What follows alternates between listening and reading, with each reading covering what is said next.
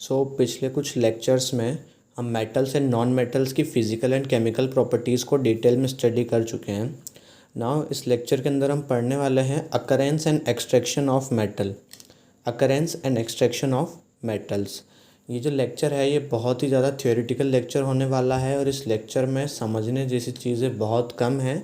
ये सिर्फ याद रखने की चीज़ें हैं, तो हम इसको उसी मेथड से पढ़ने वाले हैं। स्टार्ट करते हैं सोर्स ऑफ मेटल।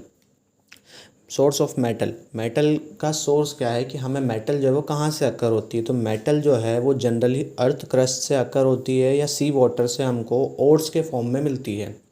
या तो अर्थ की क्रस्ट में हमको ओर्स के फॉर्म में मिलेगी जो कि हमें माइनिंग से मिल जाती है, या सी वाटर से हमको ओर्स के फॉर्म में मिलती है। ठीक है, तो अर्थ क्रस्ट जो है वो मेजर सोर्स है मेटल का, और सी वाटर के अंदर वो in the form of salts होती है, जैसे सोडियम क्लोराइड, मैग्नीशियम क्लोराइड। इनसे फिर हम सोडियम और मैग्नीशियम को ऑब्टेन करते हैं। तो मेटल का सिंपल सा सोर्स जो है या तो अर्थ क्रस्ट या सी वाटर, और इनके अंदर ओर्स की फॉर्म में मेटल प्रेजेंट होता है। Clear. Next term is the mineral. तो मिनरल्स क्या होती है? Minerals are naturally occurring substance which have a uniform composition.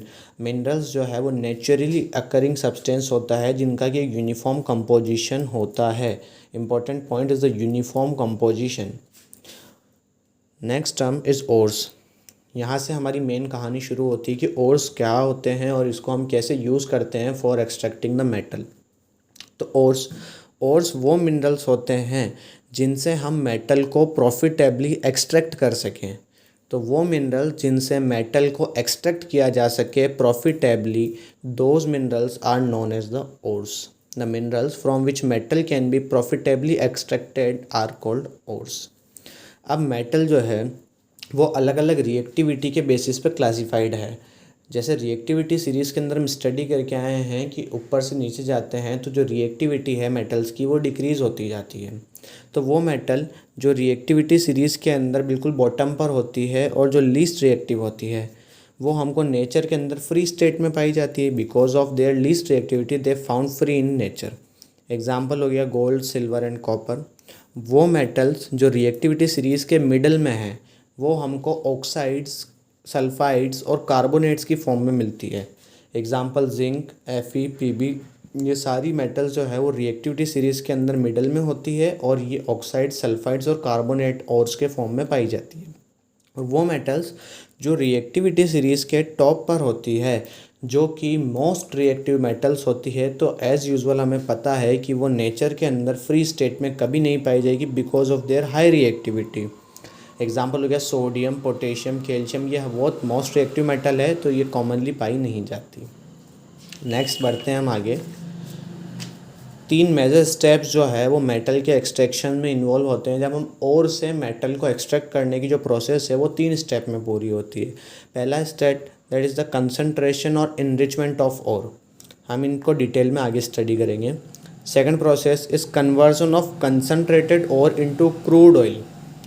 Concentrated ore जो हमने पाया है उसको क्रूड मेटल में कन्वर्ट करना।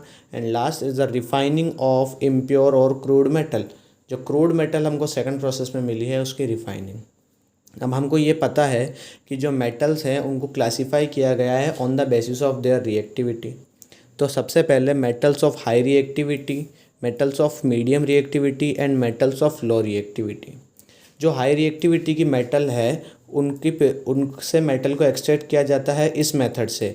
उनका जो मोल्टन ओर होता है उसका इलेक्ट्रोलिसिस किया जाता है और एटलीस्ट हमको लास्ट में प्योर मेटल ऑब्टेन हो जाती है। वो मेटल जिनकी हाई रिएक्टिविटी होती है उनके मोल्टन ओर का इलेक्ट्रोलिसिस करते हैं और प्योर मेटल हमको ऑब्टेन होती है।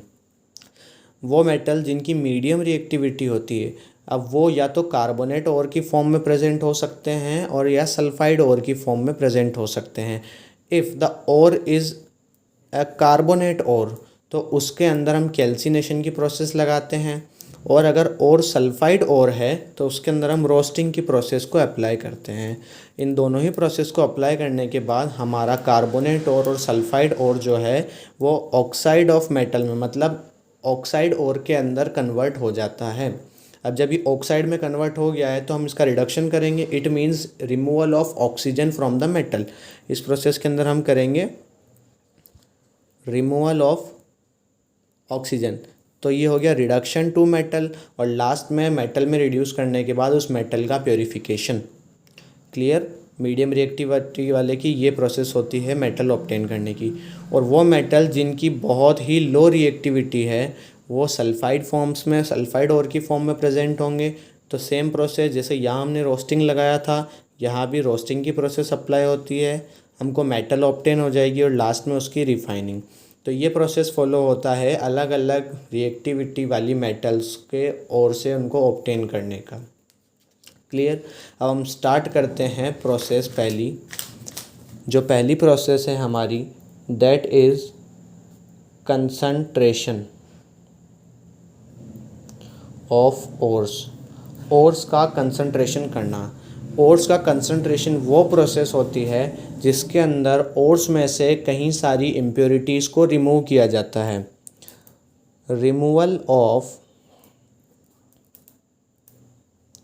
इम्प्योरिटीज़। तो कंसंट्रेशन ऑफ ओर के अंदर इम्प्योरिटीज़ को रिमूव किया जाता है फ्रॉम द ओर, और इम्प्योरिटीज़ वो हो सकती है in the form of sand, soil, stone, silicates etcetera. तो ये जो सारी इम्प्योरिटीज़ ओर्स के अंदर प्रेजेंट होती है इनको रिमूव करना, that process is known as concentration of ore. जब एक बार ओर की माइनिंग की जाती है तो उसके अंदर कई सारी इम्प्योरिटीज़ प्रेजेंट होती है, और जो इम्प्योरिटीज़ उसके अंदर प्रेजेंट होती है उन इम्प्योरिटीज़ को बोला जाता है गेंज, GANGUE। उन इम्प्योरिटीज़ को बोला जाता है गेंज। तो सबसे पहली प्रोसेस के अंदर इस ओर का कंसंट्रेशन किया जाता है ताकि इसके अंदर से इम्प्योरिटीज़ को रिमूव किया जा सके। एक बार जब कंसंट्रेशन की प्रोसेस हो जाती है तो वो सबसे पहले कंसंट्रेशन की प्रोसेस डिपेंड करती है upon the physical and chemical properties of ores, कि जो ओर हमको जिसको कंसंट्रेशन करना है उसकी फ़िज़िकल या केमिकल प्रॉपर्टीज़ क्या है। Depend upon physical and chemical properties of ores. Ores की फ़िज़िकल और केमिकल प्रॉपर्टीज़ पर डिपेंड करता है। वो कौन सी प्रॉपर्टी, जैसे gravity separation, electromagnetic separation, flotation process, ये सारी प्रोसेस जो हैं हम अप्लाई करते हैं for the concentration of ore. और कंसंट्रेशन ऑफ ओर को दूसरे वर्ड्स में हम एनरिचमेंट ऑफ ओर्स भी कह सकते हैं।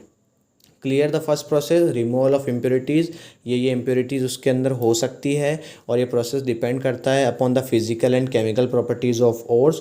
और कई सारी प्रोसेस जैसे ग्रेविटी सेपरेशन, इलेक्ट्रोमैग्नेटिक सेपरेशन और फोर्थ फ्लोटेशन प्रोसेस काम में ली जाती है for the concentration of ore. Let's move towards the second process, that is conversion of concentrated ore into crude oil. Conversion of concentrated ore into crude oil. अब ये जो concentrated ore हमको यहाँ से ऑब्टेन हुआ है उसको हम क्रूड ऑयल के अंदर कन्वर्ट करते हैं। सबसे पहले इसके अंदर हम क्या करते हैं, जो ऑक्साइड फॉर्म में मेटल है, ऑक्साइड फॉर्म में जो मेटल है उससे मेटल को ऑब्टेन करना इजी होता है। तो जो भी सल्फाइड और कार्बोनेट ओर्स हमको मिलते हैं, जो भी सल्फाइड या कार्बोनेट ओर हमको मिलते हैं उनको सबसे पहले ऑक्साइड ओर के अंदर कन्वर्ट किया जाता है by the process of roasting and calcination. Clear. अगर सल्फाइड ओर है तो वहाँ पर रोस्टिंग की प्रोसेस लगा के उसे ऑक्साइड में कन्वर्ट किया जाएगा, और अगर कार्बोनेट ओर है तो वहाँ कैल्सिनेशन की प्रोसेस अप्लाई करके उसे ऑक्साइड फॉर्म में कन्वर्ट किया जाता है, क्योंकि ऑक्साइड से मेटल को ऑब्टेन करना इजी होता है। अब रोस्टिंग और कैल्सिनेशन की प्रोसेस कैसे की जाती है, तो हम सबसे पहले समझते हैं कि रोस्टिंग की प्रोसेस जो है वो कैसे होती है। Heating of sulphide ore in the presence of excess air to convert them into oxide, इसी को बोला जाता है रोस्टिंग। क्या होता है, heating of sulphide ore in excess of air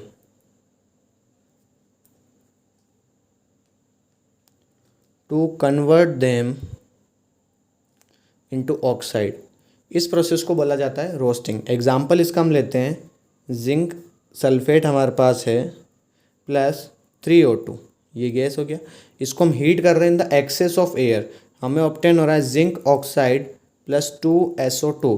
तो यहाँ हमने क्या किया, जो सल्फाइड और हमारे पास था उसको हमने एक्सेस ऑफ एयर में जब हीट किया तो ये हमारा सल्फाइड जो है वो ऑक्साइड फॉर्म में कन्वर्ट हो गया। इसी प्रोसेस को बोला जाता है roasting. And the second process is same, that is calcination. तो कैल्सिनेशन में जिस तरह हमने यहाँ पर सल्फाइड ओर्स को हीट किया था in the excess of air, similarly यहाँ पर हम करेंगे heating of carbonate ore in limited supply of air. Supply कैसी होगी, लिमिटेड सप्लाई ऑफ एयर। इस प्रोसेस को बोला जाता है कैल्सिनेशन। एग्जाम्पल ZnCO3 हीट करते हैं हम लिमिटेड सप्लाई ऑफ एयर में, तो हमको ZnO मिलता है प्लस CO2 ऑब्टेन होता है। तो यहाँ हमने कार्बोनेट और को ऑक्साइड फॉर्म में कन्वर्ट किया। तो पहले प्रोसेस में हमने किया था रिमूवल ऑफ इम्प्योरिटीज। सेकंड, जब हमने उसको कंसनट्रेटेड और को ऑब्टेन किया तो यहाँ हम कन्वर्जन कर रहे हैं क्रूड ऑयल में, जिसके अंदर हम सबसे पहले क्या करते हैं, ऑक्साइड फॉर्म में कन्वर्ट करते हैं सल्फाइड और कार्बोनेट ओर्स को। सल्फाइड और को ऑक्साइड में कन्वर्ट करने के लिए रोस्टिंग प्रोसेस यूज़ आती है, और कार्बोनेट और को ऑक्साइड में कन्वर्ट करने के लिए कैल्सिनेशन की प्रोसेस यूज़ आती है। रोस्टिंग के अंदर हीट किया जाता है सल्फाइड और को in the excess of air, भरपूर मात्रा में एयर या ऑक्सीजन कह सकते हैं वो प्रेजेंट होती है। जबकि कैल्सिनेशन की प्रोसेस के अंदर कार्बोनेट और को हीट किया जाता है in the limited supply of air, मतलब कि लिमिटेड सप्लाई ऑफ एयर होती है उसमें उसको हीट करते हैं और ऑक्साइड में कन्वर्ट करते हैं।